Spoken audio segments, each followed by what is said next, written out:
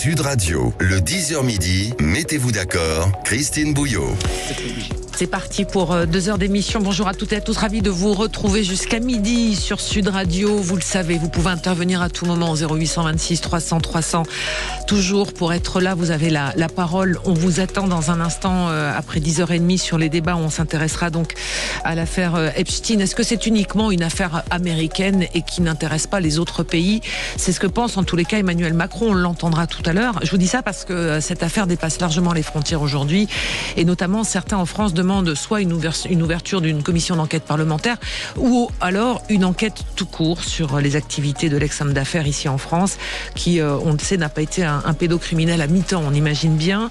Et puis on parlera également de cette mauvaise nouvelle pour tous ceux ou toutes celles qui cherchent du travail aujourd'hui, puisque le marché de l'emploi se tend avec une nouvelle hausse du chômage pour ce début d'année, avec cette question aussi derrière. Que va-t-il rester du bilan d'Emmanuel Macron qui s'était engagé à faire de l'emploi une de ses pierres angulaires de sa politique aujourd'hui. Félix Mathieu, bonjour. Bonjour Christine, Gilles bonjour tout le monde. Bonjour Gilles.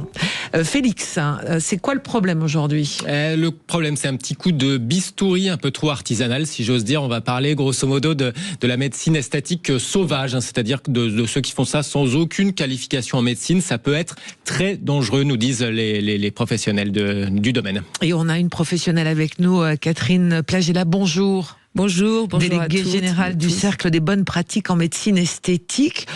Rappelez-nous le contour de ce qu'est votre fonction finalement aujourd'hui.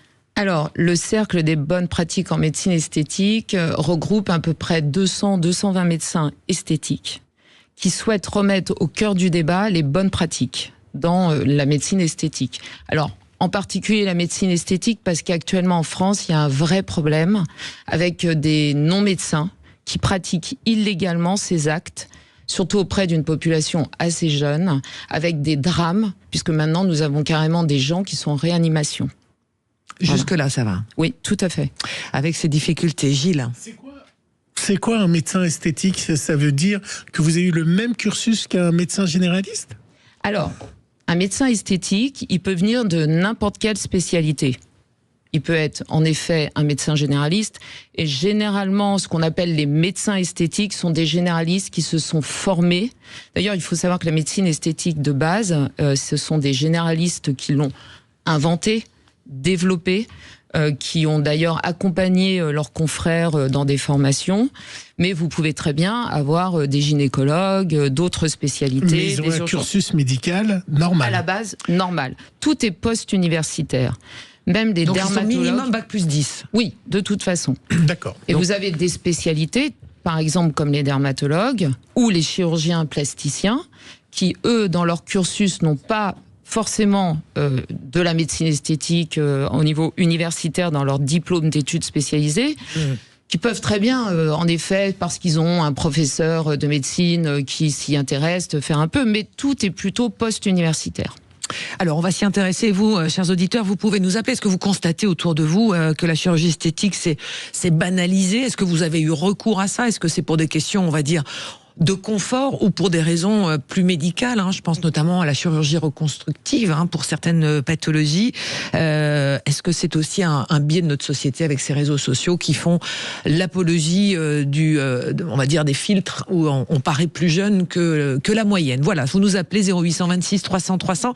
C'est quoi le problème, Félix Mathieu? Alors attention, danger justement, puisque cette chirurgie esthétique c'est banalisé et ça inquiète, puisqu'évidemment qui dit développement d'un business, il y a aussi toutes les dérives qui vont avec. Oui, le petit coup de bistouri, la petite injection de Botox avec les moyens du bord, parce que, mettons que j'ai vu sur une vidéo TikTok, une vidéo Insta, que c'était facile à faire. Donc certains se retrouvent dans des petits appartements de location, des petits meublés de location type Airbnb pour des opérations, on va dire, sauvages. C'est ce que dénoncent donc ces 200 médecins du cercle des bonnes pratiques en médecine esthétique, des fake injectors, comme ils le disent. Comment on pourrait traduire ça? On va dire des non-médecins. Des charlatans, des injecteurs charlatans. Voilà, des pratiques illégales en médecine esthétique. Avec des injections. De toute façon, c'est puni par la loi. Alors, c'est puni par la loi, mais dans les faits, on va pas se mentir, ces gens ne craignent pas grand-chose. c'est un problème. Avec forcément des conséquences, peau nécrosée, lèvres surinfectées, des risques parfois de perte de vue et des médecins qui nous disent que derrière, c'est l'hôpital public, les médecins, les vrais cette fois, qui doivent un peu rattraper le coup, rattraper la catastrophe. Alors quand on se met de l'acide hyaluronique, est-ce que c'est celles qui le font à domicile, c'est les mêmes produits que vous avez vous? Alors là, vous rentrez dans un deuxième problème, qui sont justement la traçabilité des produits. C'est-à-dire qu'un médecin esthétique, on va rester sur la médecine esthétique, qu'il soit chirurgien, dermatologue ou voilà. Lui, il a un circuit de traçabilité de ses produits. Il a une obligation, quand vous allez voir un médecin esthétique, il doit vous donner exactement les références, vous faire un devis, vous faire un consentement éclairé. Tout est bien balisé. Ces personnes, on ne sait pas d'où viennent les produits. Ah, voilà. Il n'y a pas de normes CE, on ne sait pas si la chaîne du froid a été... Enfin, c'est la crédulité quand même de l'utilisateur d'accepter de recevoir un produit qui n'est pas normé, qui n'est pas labellisé. C'est beaucoup d'ignorance. C'est beaucoup d'ignorance. C'est pour ça que justement il y a ce collectif et ce cercle des médecins qui essayent justement d'alerter. Parce que là, on va même au-delà de tous ces problèmes qui concerne l'acte en lui-même, qui concerne la traçabilité des produits, qui concerne par exemple même les aiguilles. Là, vous avez une recrudescence d'infection du sida chez les jeunes et on peut penser que ça y participe. Ah, carrément. Oui, parce qu'elles prennent les mêmes aiguilles. Vous prenez sur n'importe quelle vidéo, TikTok, Insta ou autre. La même aiguille fait plusieurs patientes. Exactement. Et attention, maintenant, elles font des lipoaspirations. Oh là, mon Dieu. Mais on va continuer, Gilles. Oui. Alors les solutions, Félix. Les solutions, on va en parler dans un instant. Effectivement, lutter contre les contenus qui font l'apologie de ces pratiques totalement illégales. J'ai cru comprendre que vous posiez aussi la question de permettre peut-être à davantage de médecins de s'adonner à la médecine esthétique de façon encadré, c'est-à-dire de ne pas réserver ça à des médecins qui seraient hyper spécialistes du sujet et qui du coup ne peuvent pas répondre à eux seuls à toute la demande finalement. Oui, alors ça c'est un des gros problèmes. Vous avez en France des médecins esthétiques reconnus par leurs pairs, qui sont compétents, et là à l'heure actuelle les pouvoirs publics ne donnent pas la bonne réponse. Pourquoi ? Parce qu'ils veulent plutôt restreindre encore plus l'accès, entre autres des médecins généralistes, qui sont pourtant assurés depuis 20 ans, qui pratiquent depuis 20 ans. Et là, il y a plutôt une volonté de restriction. Mais peut-être parce qu'on n'a pas assez de médecins. Alors, les généralistes... Alors, on va revenir sur les vrais chiffres. En France, vous avez à peu près 100 000 médecins généralistes. Alors, il y a 2800 dermatologues pour 67 millions d'habitants. Exactement. C'est un vrai sujet. Alors, les dermatologues, c'est encore un autre sujet. Je vais vous répondre déjà sur les généralistes. 110 000 généralistes, et vous avez à peu près 300 médecins généralistes qui pratiquent de façon exclusive la médecine esthétique en France. Je ne pense pas qu'ils participent à un problème d'accès à la médecine générale. Mais si on tend vers plus de médecins généralistes qui font de l'esthétique pour des raisons économiques. Voilà, donc il faut réguler. Il faut encadrer, oui. Tout à fait, avec des formations qui soient des formations qui aille bien pour de la médecine esthétique. C'est une médecine libérale et de ville. Ce n'est pas une médecine universitaire. Donc il faut des formations sérieuses, post-universitaires. Ouais, attendez, parce qu'on a au 0826 300 300. Vous nous appelez, on va avoir des appels. Gilles et après Félix. Oui, juste une question. On est d'accord que demain, si je demande à mon médecin généraliste, est-ce qu'il a le droit dans la loi de me faire une injection de Botox, par exemple ? Alors, c'est là justement qu'est le problème. Il faut avoir affaire à des médecins qui soient formés. Et sur certains produits, en effet, il peut y avoir des restrictions. Même sur des médecins formés. Et c'est pour ça que le Cercle des bonnes pratiques demande à ce qu'il y ait une révision justement de toutes ces pratiques. Alors, Gilles, on va aller une révision. On va aller au 0826 300 300. On a Stéphanie qui nous a appelé. Bonjour Stéphanie. Oui, bonjour. Bonjour. Alors vous nous appelez, vous dites, j'ai eu recours une fois à la chirurgie esthétique. Ça s'est passé comment ? Dans quel cadre vous avez décidé d'avoir eu recours à la médecine esthétique ? Moi, c'était il y a quelques années pour la poitrine. Sachant que moi, je me suis orientée vers un médecin professionnel reconnu parisien. Mmh. Donc, c'était hors de question que je confie mon corps à une personne qui n'était pas experte, voilà. Donc ça s'est très très bien passé dans l'ensemble. J'ai un bon suivi. Enfin, tout était tout à fait sérieux et voilà. Vous avez été informé. Vous avez, comme disait notre invité, eu un devis en amont. C'était un médecin esthétique qui était médecin généraliste qui faisait de la médecine esthétique. C'était comment ? Oui, exactement, un vrai médecin, diplômé de médecine. C'est ça, c'est le principe de médecine. Un médecin, c'est qu'il est diplômé de médecine. C'est-à-dire que c'est pas 6 mois d'études avec un diplôme, 6 diplômes d'injection acide hyaluronique dans une chambre d'hôtel. C'est vraiment quelqu'un qui a fait médecine, donc après qui s'est spécialisé dans la chirurgie esthétique. Voilà, donc lui, il fait que ça. Donc j'ai eu en effet un devis, j'ai accepté le devis, j'ai été prise en charge dans une clinique privée, voilà, j'ai cassé mon livret A. Carrément. Voilà. Donc, à l'époque, oui. Vous avez payé combien c'était combien sans indiscrétion? Sur le livret A, on met pas grand-chose, vous savez. Non, mais ça rapporte de moins en moins de toute façon. Combien ça vous a coûté, si c'est pas indiscret, Stéphanie? 2500, on est 2500 € à l'époque, je dirais. 2500, je sais plus. Honnêtement, je vous le cache pas. Il m'a même gardé une nuit supplémentaire. Il m'a pas fait payer la nuit à la clinique parce que mon sein droit saignait un petit peu. Voilà, donc il a été très professionnel du début à la fin. Je suis très contente de cette opération. Là, pour en revenir au sujet initial, je trouve que nos jeunes filles actuelles, elles ressemblent à rien. Je vous le dis franchement. Pour moi, la beauté d'une jeune femme, c'est ses petits défauts, son petit grain de beauté, voilà, parfois un nez un peu plus large. Voilà, donc je pense qu'il faut aussi revoir les critères de beauté sur ces sites, sur ces réseaux qui font vraiment peur. Elles sont toutes formatées pareil, le même nez fin, les mêmes bouches pulpeuses, les mêmes cils, sourcils, machin, le même blanchiment, des clones. Voilà. Je pense que le problème il est là. Il faut revoir les critères de beauté. Les critères de beauté et s'accepter tel qu'on est. Alors merci beaucoup Stéphanie pour cette... avec un peu de forme, parfois un peu plus grosse, parfois un peu plus fine, avec un visage qui n'est pas asymétrique. Voilà, parce que j'ai également, quand j'étais plus jeune, travaillé pour les agences de mannequins qui recrutaient que des cintres avec le même visage. Voilà, aujourd'hui, c'est vraiment, quand on regarde les filles dans la rue, elles se ressemblent toutes. Alors c'est le travers de notre société, évidemment. Je ne terminerai pas en vous demandant votre âge, Stéphanie, mais on comprend que vous avez une certaine maturité aussi pour apprécier le temps qui passe. C'est bien ça. Oui. Merci beaucoup. Je pense à ces jeunes qui ont des défauts, et il ne faut surtout pas qu'elles complexent, qu'elles s'acceptent déjà telles qu'elles sont. Et la chirurgie, vraiment que ce soit très très bien encadré avec des professionnels. Merci beaucoup Stéphanie pour ce témoignage au 0826 300 300.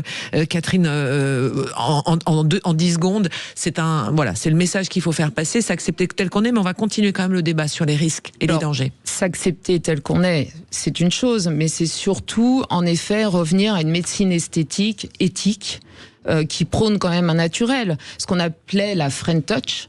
C'est-à-dire quelque chose par petites touches, enlever un petit peu de fatigue. Mais cette auditrice a totalement raison. On se retrouve face à des jeunes filles, même des mineurs. Il faut savoir que vous avez des mineurs qui ont recours actuellement à la médecine esthétique. On va y revenir dans un instant. 0826 300 300. Si vous nous appelez également avec notre invitée Catherine Plaget, la déléguée générale du Cercle des bonnes pratiques en médecine esthétique. On parle des dangers de cette chirurgie esthétique qui s'est banalisée. Quels sont les dangers, les recours? Comment bien choisir aussi?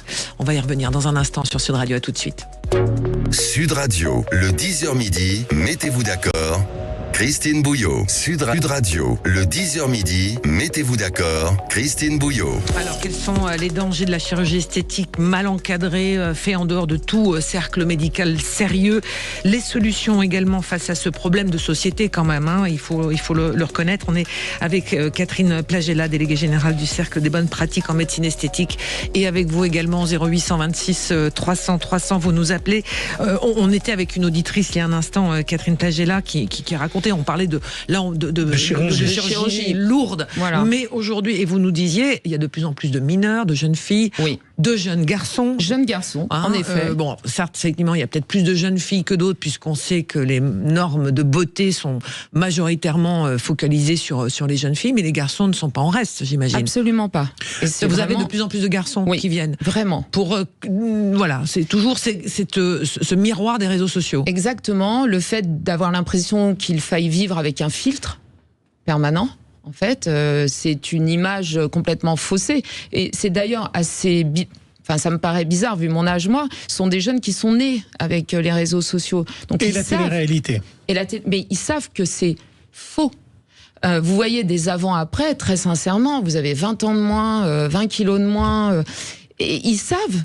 Je sais qu'au fond d'eux-mêmes, ils savent que c'est faux, et pourtant, ils adhèrent exactement à cette image. Comment on fait pour éviter de donner son visage, son corps à quelqu'un qui... quels sont les premiers réflexes à avoir pour, par exemple... Bon, allez, on va parler de ceux qui auront envie d'y passer, comme on dit. Alors, il faut savoir quand même qu'en gros, 52%, on a eu une estimation des femmes de 18 à 35 ans, ont recours à la médecine esthétique ou envisagent d'y avoir recours. C'est une femme sur deux, enfin une jeune femme sur deux. C'est pas anodin. Simplement déjà, s'assurer que vous avez affaire à un médecin. C'est-à-dire regarder s'il est inscrit à l'ordre des médecins. Ouais, alors si on vous donne rendez-vous dans un Airbnb ou au fond d'un garage en vous disant vous appelez quand vous arrivez devant, généralement déjà c'est pas un cabinet médical. Et si on vous dit de venir avec de l'argent liquide? De l'argent liquide, ce genre de choses. Alors de plus en plus, il faut savoir que ça se professionnalise, c'est-à-dire qu'elles se font appeler docteurs. Elles disent qu'elles sont médecins dans un pays étranger. Maintenant, ça s'organise à vitesse grand V. Ce sont des réseaux. Des réseaux qui se mettent en place. La vraie problématique derrière tout ça, et vous le savez sans doute, c'est qu'en effet, il y a la télé-réalité, les stars qu'on voit faire de la chirurgie, et on a l'impression que c'est réservé à l'élite, et que ça coûte très cher. Donc forcément, lorsque vous allez, qu'on vous comparez les prix, et qu'on vous dit, tu viens dans mon appart, et c'est moins cher, l'hésitation se fait aussi au niveau de l'argent. Parce que c'est pas remboursé, on est d'accord. Ah non, c'est pas remboursé. Il est vrai qu'il y a des produits d'appel. On voit des choses sur les réseaux. Je vous offre la toxine botulique si vous faites 3 seringues d'acide hyaluronique. Je vous dis n'importe quoi, mais enfin, c'est à peu près ça. Mais il faut savoir que maintenant, vous avez des phaques injectrices qui sont très célèbres et qui prennent plus cher que des médecins esthétiques. Sachant qu'elles ne reversent pas la TVA, sachant qu'elles n'ont pas de RCP, enfin d'assurance civile professionnelle. Donc on n'en vient même plus à un problème d'argent pur. Et le médecin, même s'il est un peu plus cher, pourquoi? Parce que déjà il reverse 20% de TVA à l'État. Ouais. C'est ça. Mais est-ce qu'il y a moyen de contrecarrer sur les réseaux sociaux ces charlatans? Alors, le cercle des bonnes pratiques essaie. Dès qu'on voit un compte, on prévient les autorités. Mais c'est un peu l'hydre. C'est-à-dire, vous coupez une tête, il y en a 5 qui arrivent. Oui, c'est mondialisé tout ça. On ne sait pas d'où ça part. Ce sont vraiment des réseaux. Alors, quand on a fait appel à ce genre de pratique, c'est raté, qu'il y a des conséquences médicales graves, on est d'accord, qu'on va se tourner vers l'hôpital public, en tous les cas, vers Exactement. Et c'est donc là, finalement, c'est là que c'est remboursé et on essaie de rattraper les dégâts. Exactement. Si on peut. Si on déjà. peut. Et si elles vont, en temps et en heure, vers un praticien. Parce qu'il y a la honte. Ouais. Pareil pour quand on va à l'étranger, il y a de plus en plus de pratiques à l'étranger. C'est encore, ça peut être différent, c'est-à-dire qu'elles peuvent aller vers des praticiens, vraiment des vrais médecins, des vrais chirurgiens. Le problème, c'est que quand vous revenez et qu'il y a un problème, vous vous retrouvez face à des médecins ou des chirurgiens français et qui vous disent oui, mais attendez, c'est le dernier qui intervient, qui est responsable. Donc, aller prendre en charge une patiente où vous savez pas ce qu'elle a fait, vous ne savez pas ce qu'on lui a injecté. Ce qu'il faut voir ça aussi, c'est-à-dire que il peut, entre guillemets, ne rien se passer de très grave, mais vous, derrière, vous réinjectez. Et là, il peut y avoir quelque chose parce qu'il y a eu des bactéries dans les produits. Vous pouvez pas le savoir. Et puis, certaines mentent. Disent non, docteur, vous inquiétez pas, j'ai pas fait ci, j'ai pas fait ça. Et puis, évidemment, elles l'ont fait, mais n'osent pas le dire. Ouais. Parce qu'il y a encore de la honte à avouer certains gestes de médecine esthétique. Oui. Alors, c'est effectivement quelque chose que l'on constate souvent dans des histoires, effectivement, qui vont jusqu'au bout du bout. Mais pour les personnes qui veulent y aller, on se dit aussi souvent, on parlait des dermatologues aujourd'hui, oui. 2800 dermatologues à peu près sur l'ensemble du territoire français pour 67 ou 8 millions d'habitants. Donc c'est trop peu. Et beaucoup se tournent vers la chirurgie esthétique au détriment. Comment on rééquilibre tout ça? Comment on peut permettre, alors vous n'êtes pas décideur, hein, je le sais très bien, mais comment on peut éviter cette dérive et du coup abandonner des pratiques médicales qui sont importantes pour certains patients déjà, offrir un cadre clair aux médecins esthétiques qui sont déjà en place. Et c'est très facile. Ces gens sont assurés. Un assureur, il ne prend pas de risque. À partir du moment où il assure un médecin, c'est qu'il sait qu'il est formé. Donc reconnaître, c'est 300 médecins esthétiques à peu près. Mettre en place des formations. Parce qu'ils ne le sont pas aujourd'hui par la sécurité sociale, c'est ça que vous voulez dire? Non, en fait, il n'y a pas de titre ou de spécialité. Alors, on est bien conscient qu'on ne pourra pas mettre une spécialité de médecine esthétique, peut-être un jour, mais là, l'urgence est telle que c'est maintenant. C'est-à-dire que c'est 300 médecins généralistes qui pratiquent la chirurgie esthétique. Non, la médecine esthétique. La médecine esthétique par la chirurgie. La médecine esthétique, vous avez raison. Ils se font reconnaître comment? Par le bouche à oreille. Exactement. Voilà. Et sur les réseaux sociaux, il y a un code de déontologie et le code de la consommation, d'ailleurs, qui encadre énormément leur communication. Mais vous dépendez de l'ordre des médecins. Oui. Mais ce que je veux vous dire, c'est que le Cercle des bonnes pratiques en médecine esthétique propose des solutions, une espèce de reconnaissance via une validation des acquis et de l'expérience, où par exemple l'ordre des médecins, si une patiente ou un patient appelle, disent est-ce que ce médecin est habilité, est-ce qu'il est bien formé, est-ce qu'il a fait des diplômes, des DIU, et l'ordre des médecins pourrait dire oui, allez-y en toute confiance. Et ça régule. Nous, on entend parfaitement les autorités qui nous disent mais attendez, on n'a pas envie qu'il y ait 1000 médecins généralistes tous les ans qui partent vers la médecine esthétique. Et c'est entendable. Pareil pour les dermatologues qui l'entendent eux aussi, d'ailleurs. Ça vous est déjà arrivé de dire non, vous en avez pas besoin? Alors, moi, je suis pas médecin. D'accord. J'ai un rôle, si vous préférez, de coordinatrice au sein du cercle des bonnes pratiques. Mais je connais beaucoup de médecins esthétiques et un bon médecin, c'est un médecin qui justement sait dire non. Parce que comme disait votre auditrice, une jeune femme, c'est rare qu'elle ait besoin véritablement de quelque chose. Juste une précision, quand on commence tôt en âge, hommes et femmes, est-ce que ça veut dire qu'on accélère finalement ce besoin permanent? Souvent on dit c'est là qu'il faut avoir un bon médecin esthétique qui va savoir vous freiner. Mais on va pas se mentir, il peut y avoir une forme d'addiction chez certaines personnes. Oui. Une forme d'addiction carrément. Oui. On le voit. Se transformer. Oui. Alors c'est se transformer. C'est pas la majorité, fort heureusement. Et fort heureusement, beaucoup, maintenant qu'on essaye d'alerter, se tournent vers des médecins expérimentés et qui leur disent « Non, vous n'en avez pas besoin ». Alors que les personnes qui seraient intéressées ou qui se posent la question, qui voudraient y avoir recours, est-ce qu'il y a un fichier quelque part, une liste, un registre de quelque chose qui pourrait nous guider en fait? En fait, c'est pour ça qu'on a créé ce cercle des bonnes pratiques où on va pouvoir déjà mettre la liste des médecins qui sont membres, qui sont adhérents. Il y a un site internet ? Alors, oui, là, il y a un site internet, on met tout en place. Si vous préférez, ces médecins sont des gens de terrain, sont des gens qui sont dans leur cabinet, qui travaillent. Et c'est très dur pour eux. Ils sont pas habitués à s'adresser au pouvoir public. Mais là, il y a eu un tel ras-le-bol, quelque part, si je puis m'exprimer ainsi, de ces médecins qui disent c'est plus possible, on peut pas continuer comme ça. Tous les jours, ils voient des catastrophes arriver dans leur cabinet. Tous les jours. Tous les jours. Ouais, des catastrophes et souvent difficilement réparables ou qui le sont au prix de souffrances qui auraient pu être évitées ou qui n'auraient pu ne jamais avoir lieu. Exactement. Donc ça c'est le conseil, c'est de se renseigner et c'est effectivement le conseil qu'on va donner à nos auditeurs sur ce phénomène de la chirurgie esthétique. Attention à ce que vous voyez sur les réseaux sociaux. Et de la médecine esthétique. De la médecine esthétique. Les médecins, dernière chose, est-ce qu'ils ont le droit, les médecins labellisés, de faire de travailler sur les réseaux sociaux? Alors justement, c'est ce que je disais. Ils sont tenus par une charte qui est très bien au demeurant, parce qu'on peut pas non plus, un médecin peut pas dire tiens, c'est la Saint-Valentin qui arrive et hop, je vais vous faire moins 50% sur l'acide hyaluronique.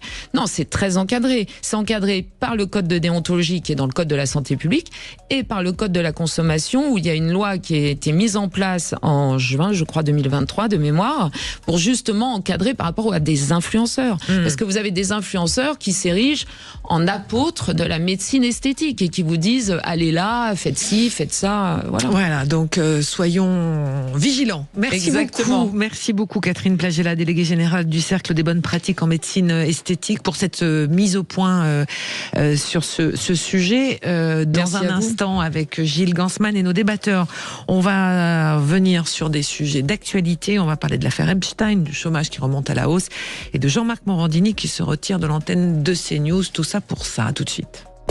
Sud Radio, le 10h midi, mettez-vous d'accord.